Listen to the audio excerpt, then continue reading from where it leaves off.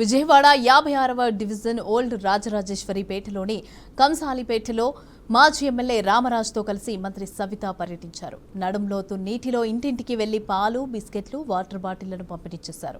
ఇక ప్రభుత్వం అన్ని విధాలా కూడా ఆదుకుంటుందని తెలిపారు. ఆందోళన చెందొద్దని కూడా భరోసా కల్పించారు. వరద నీరు తగ్గుతోందని, పారిశుద్ధ సిబ్బంది వచ్చి వీధులు శుభ్రం చేస్తారని తెలిపారు. ఆహారం, పాలు, వాటర్ బాటిల్స్ అందుతున్నాయా అని అడిగి తెలుసుకున్నారు.